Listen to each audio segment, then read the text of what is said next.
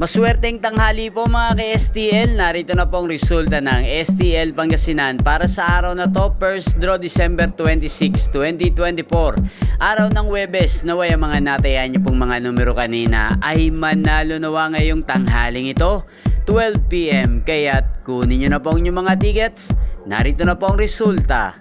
Ang mga numerong nanalo sa STL Pangasinan ngayong tanghaling ito, December 26, 2024, 12 PM. First draw result, 29 at 5 in exact order. Sa lahat po ng tumaya kanina sa STL Pangasinan para sa first draw ng 29 at 5, congrats po sa inyo. Panalo po kayo. Again, 29 at 5. At ngayong tanghaling ito sa STL Pangasinan, atin pong i-shoutout si Ate Jimena.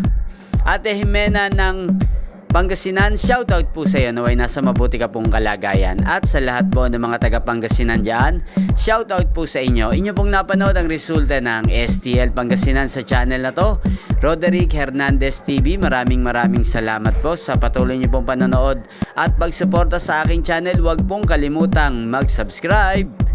Thank you for watching. Merry Christmas po sa ating lahat at Happy New Year. Sa mga nais pong ma-shoutout sa channel na to, mag-comment lang po kayo at shoutout ko po kayo mamaya. Magkita-kita pong muli tayo mamayang alas 5 ng hapon dito po sa channel na to. Thank you for watching.